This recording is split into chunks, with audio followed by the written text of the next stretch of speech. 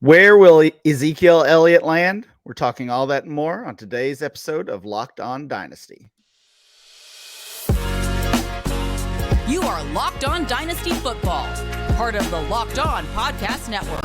Here are your hosts, Matt Williamson and Ryan McDowell.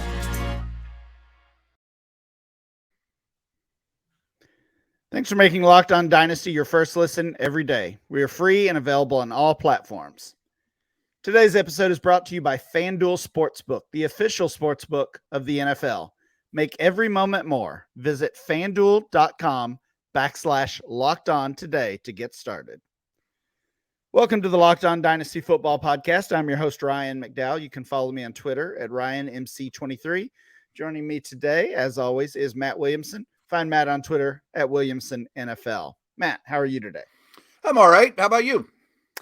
Doing well also. Good, It's good. kind of a quiet news day.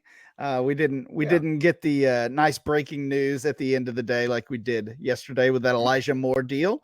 But we got some blurbs out there, and one of them comes from Adam Schefter, as they often do.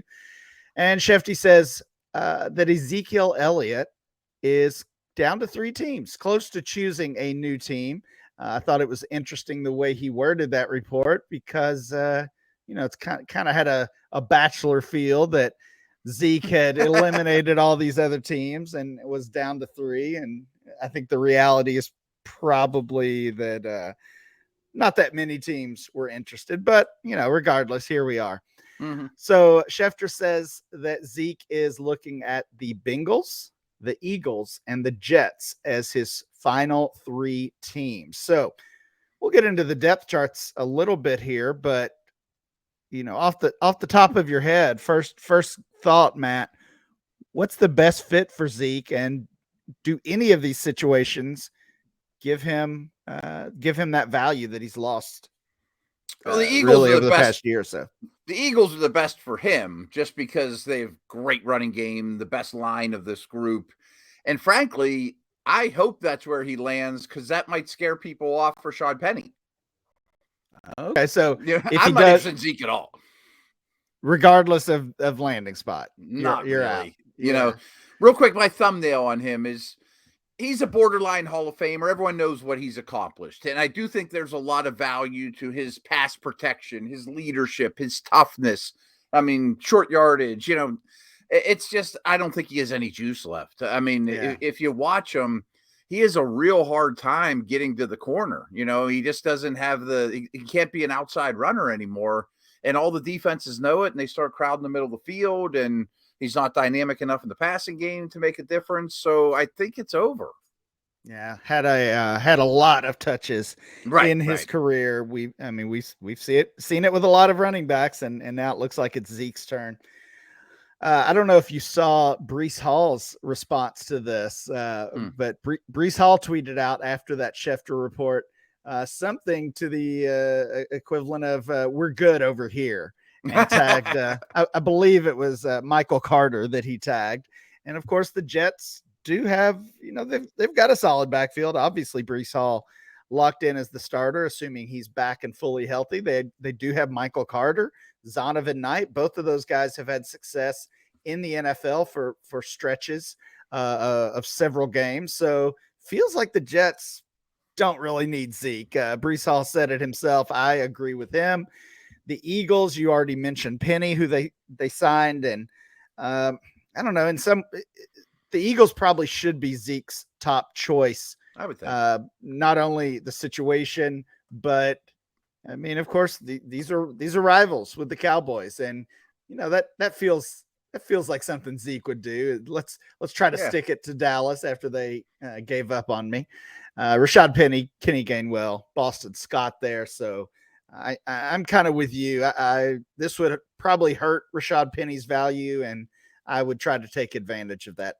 Cincinnati, look at the depth chart. It feels like the best spot because it's Joe Mixon and really not much else. Of course, Samaje Perine was the top backup there last year and really even outplayed Mixon for much of the season. He's gone.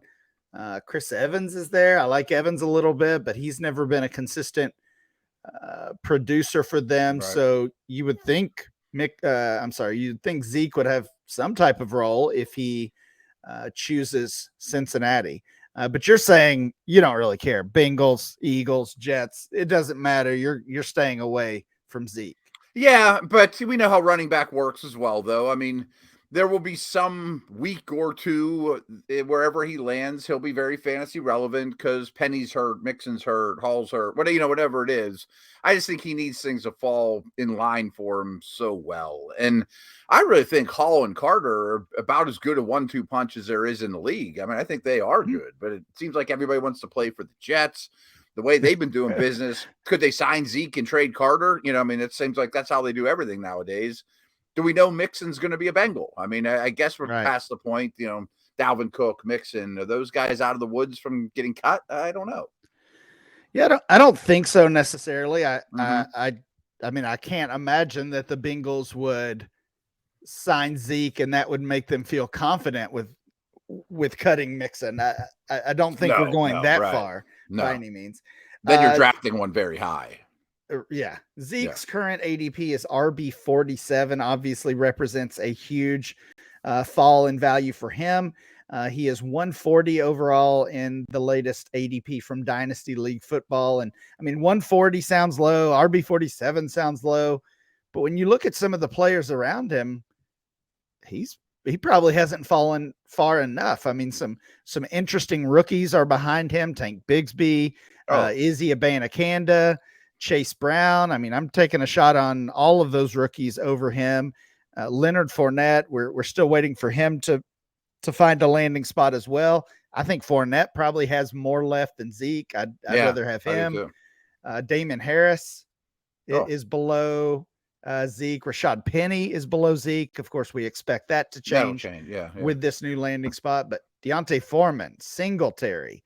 I mean, honestly, even like Clyde Edwards-Helaire, Samaje Perine, Zeke might be 10 or 15 spots in running back rankings too high, even at RB 47.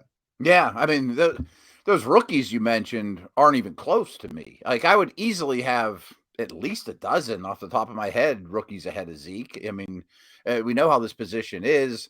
Penny's obviously an exception there. It's crazy, but I think I would trade Zeke straight up for Perine. Oh, I would definitely rather have Perine. Right. Not even close. Honestly. Not even close. Right. Yeah, you're right. I mean, just for reference, looking way down the list, like Cordarrelle Patterson is RB 75. Zonovan Knight is RB 78. I think I probably want those guys over him. So yeah, somehow Zeke is still overvalued, at least based on ADP. I don't think you're getting anything for him in trade right now. So if he signs the next couple of days, get whatever you can for him is my advice. Yeah. Totally agree with that. Matt, we are going to continue our rookie profile series today. We're talking about one of my UK boys today. We're talking Will Levis.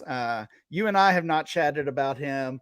It seems like you either love him or hate him in general when it comes to Levis. That's what it seems to be from scouts and from Dynasty managers. So I'm interested to hear your take on Will Levis, and we'll do that right after this.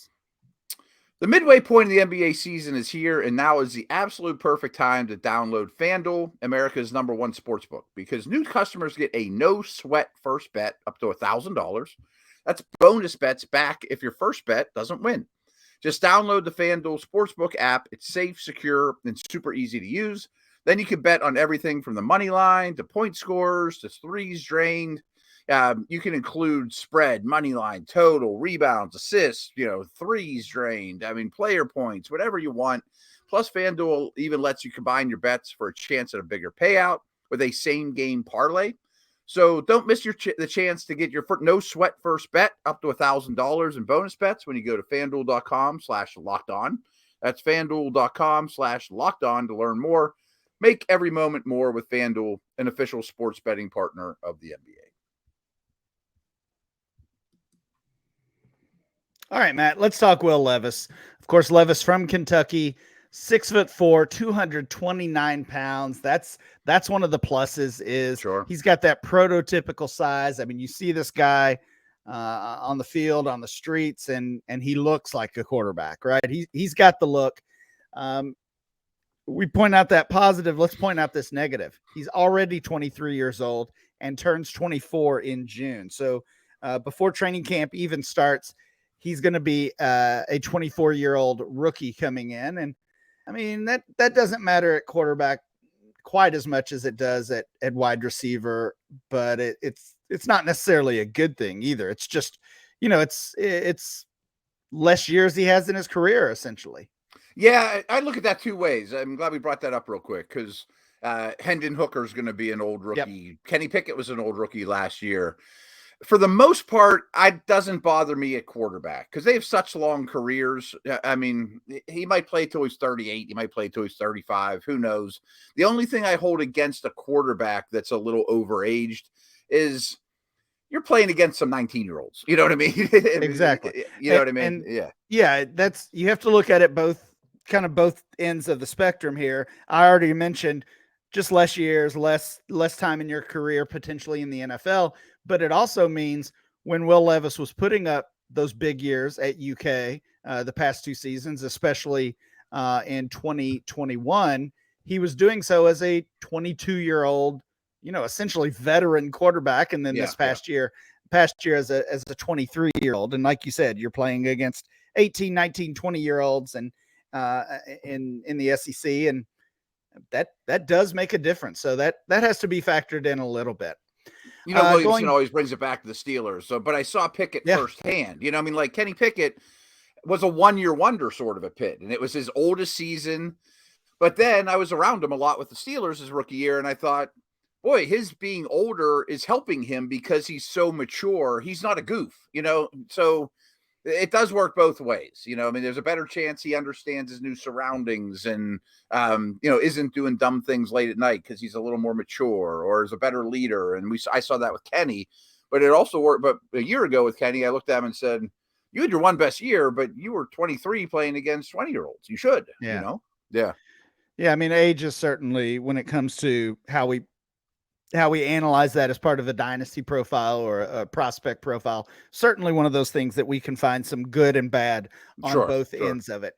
Will Levis was a 3-star recruit or a 3-star prospect coming out of high school, lands at Penn State. He did have a ton of offers from Ivy League schools, had a 4.0 in high school, was a very good student, but wanted to pursue more of a football career, went to Penn State, and honestly just didn't play very much at all. Couldn't win the job at Penn State. That's one of the knocks or the concerns when it comes to his profile as well. He redshirted in 2018. 2019 played just a few games. Same thing in 2020, really. I think by the end of his Penn State career, he had started a total of 3 games. So following that 2020 season, he opts to transfer. He leaves for Lexington, goes to Kentucky, and there at Kentucky plays for 2 different offensive coordinators who have who had at the time NFL experience. I think that's a good thing for Levis, that he's essentially played in that pro style offense. In fact, 2 different pro style offenses during his 2 seasons at Kentucky. 2021, Levis throws for over 2,800 yards, 24 touchdowns, and 13 scores. Also ran for 516 yards. And that you'll remember that was the year he was paired with Wan'Dale Robinson, who had transferred as well. Wan'Dale Robinson transfers from Nebraska and turned that productive year at Kentucky into a day 2 pick with the Giants. So Levis comes back in 2022, and it was pretty much all bad news for Levis and the Wildcats. 2,400 yards, 19 touchdowns, 10 interceptions. Didn't run as much, ran 45 times for 119 yards.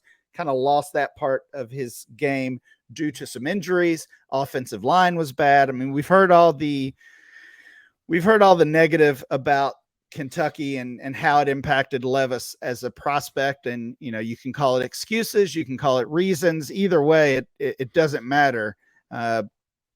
It wasn't a good thing. And I think it's probably hurt Levis's profile that he didn't run as much. The numbers weren't as good. He didn't have these reliable receivers necessarily. So let's get into it. Let's hear from you. What's your take on Will Levis here as he's set to enter the league? Well, let's start at Penn State. I mean, because you kind of mentioned that. I do think it's concerning that he couldn't win the job because it wasn't 1 year, gets redshirted and left. I mean, he was there for 3 seasons and couldn't beat out what I recall not being NFL caliber players. Yeah, Sean Clifford was the main starter while Levis was there. And yeah, I mean, Clifford was a decent college quarterback, but never had any NFL. He has him look and throw like Will Levis. Right. Yeah, exactly. And you know better than me because he's a Kentucky guy, but it does look like 2021 was very impressive, very strong, for him. And I always remember this conversation with like Sam Bradford, like I always use the example of I could be his prosecuting attorney or his defense attorney and have equally strong cases if Bradford's good or not. Boy, he's gone through a bunch of coordinators. He's been hurt. That's not his fault. And in the end, 6 years go by and he's not good. You know what I mean? That was 2022 for me for Levis. Would he have been better at Ohio State or Alabama, protected, and would he have made fewer mistakes? Of course. When you're at a lesser school, I refer to Jay Cutler a lot. Watching him at Vanderbilt, they were the worst team in the conference by 1,000. So Jay's throwing a lot of interceptions. Well, if he doesn't, they have no chance to win. He's just taking shots because they're desperate in a way. I mean, so I do think there's part of that with Levis. From what I understand, he's tough as nails, played through 3 injuries this year that many prospects would have just shut it down, especially when Kentucky season didn't matter all that much. But I think he's highly, highly volatile. I mean, his lack of accuracy and poor decision-making has to get better or he's not going to make it. I mean, he looks great walking in the door. He's big, he's strong. He looks like he was made in a lab, but the finer points of quarterbacking that often don't get better are worrisome. Yeah, I think you make a lot of great points there. I like the courtroom analogy because you're totally right. It's really easy, at least for me, to see the positives in Will Levis's profile. And most of those come from that 2021 season, but it's equally as easy and obvious to see the concerns that people have. What is causing him to seemingly fall down the board? We'll get to some mock drafts and things here in a few minutes, but his stock is going the wrong direction as the draft gets closer. And we are right now 5 weeks from the first round of the NFL draft. And dynasty players, I mean, are certainly, I don't know of many that love him. I called him a love-hate player. I don't know if there's any that are loving him, but there's certainly some who pretty much have him off the board. I'm taking 5 running backs and 7 wide receivers before I would consider Levis kind of comments. And again, you get some of that because of the volatility that you mentioned. Matt, let's get into some of the strengths. We've mentioned them already. Prototypical size. I mean, he famously said at the combine when asked why he was participating in the drills, "I've got a cannon and I'm going to show it off." Well, he didn't really. I do think he, arm strength is a plus, is a pro for him. I don't know that he necessarily showed it off in those drills. Anthony Richardson and definitely CJ Stroud looked like they had just as much of a deep ball as Levis did. So feels like he missed an opportunity to show off that arm strength, overthrow that receiver by 15 yards. That's the time you want to do that. Just let it go and see what happens. But he did not do that. We talked about playing under the NFL offensive coordinators. That's a good thing. And his rushing ability, I think that's kind of overlooked at this point because of the rough 22 season and the fact that he didn't run much, but he certainly can. I mean, he's not Lamar Jackson or Justin Fields, but I don't think he's even Josh Allen when it comes to running the ball, but I think he's Justin Herbert. Herbert can run when he needs to and can get you some rushing yards. And I think that's kind of more of what Will Levis is as well. Yeah. No, I'm with you. I think he really needs to work on his footwork, and that's correctable, and that could lead to better accuracy. And it sounds like work ethics aren't an issue, and he is really smart. I know he has great grades, even in college level, and all those things, and well spoken. But again, he has a lot to clean up.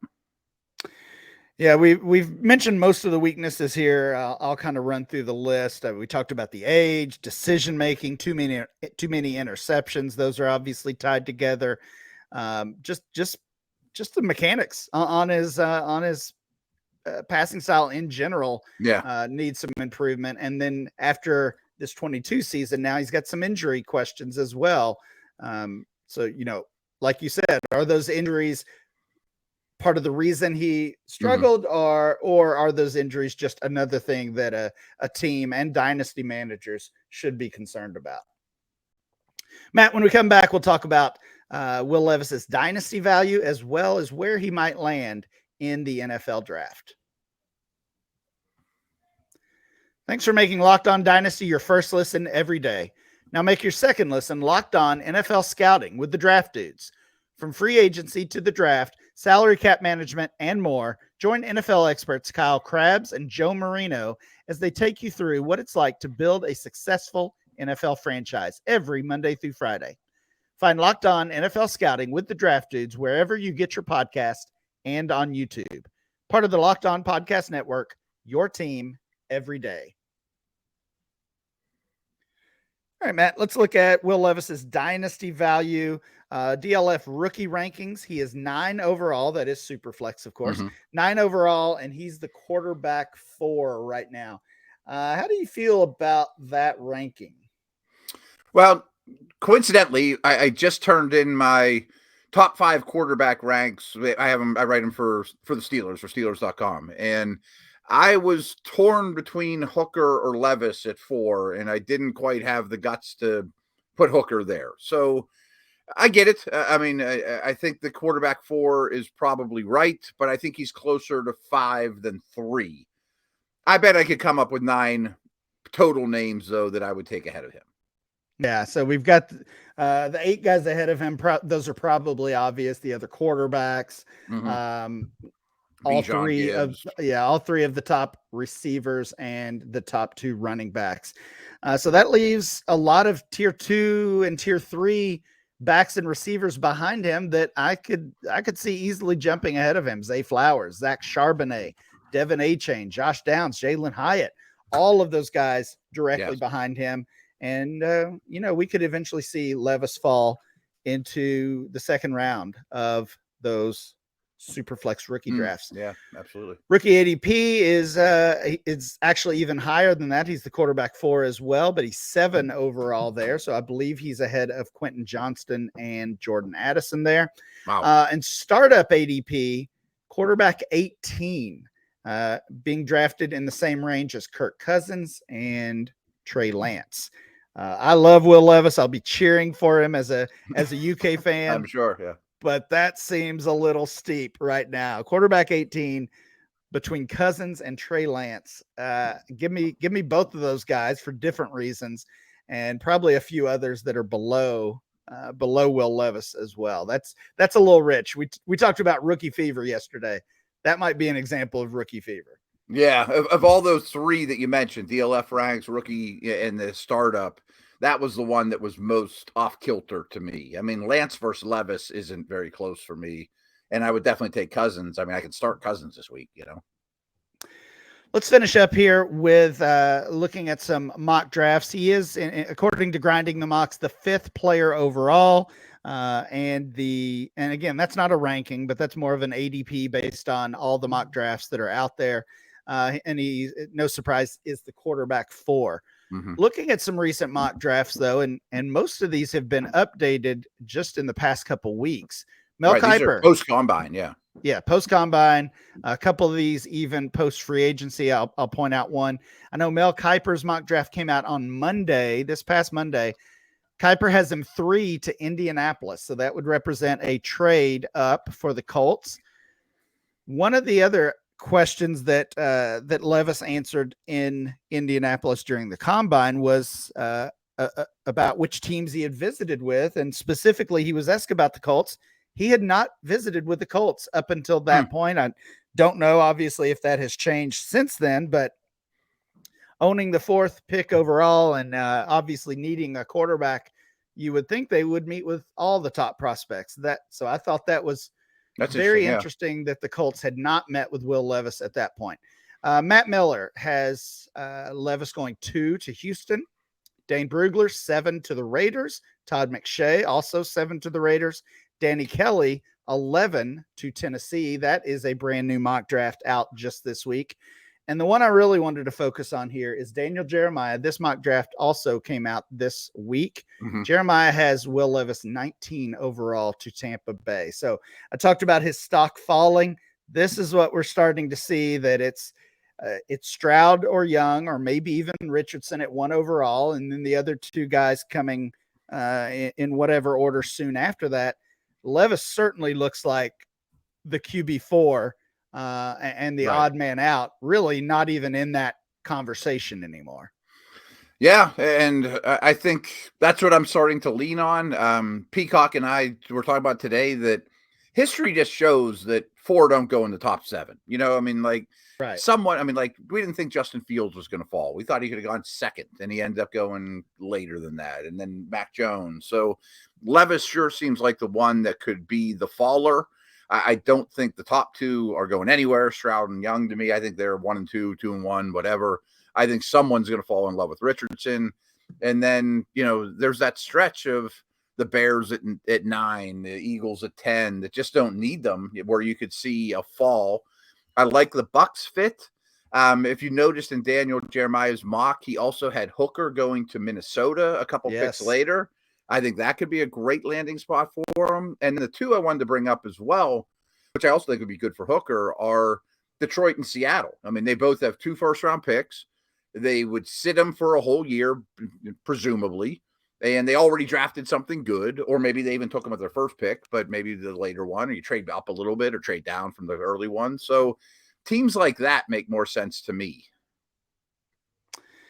Yeah, I think you look outside of the top 10 or 12 picks and you start having a hard time finding a fit for a quarterback. You know, Washington is 16, but we're just not sure how happy they are with Sam Howell. If they really like him, maybe they're content to run with him and Jacoby Brissett. You talked about Detroit at 18. They also have the 6th pick, and they're not taking Levis at 6, I don't think. I wouldn't think Minnesota.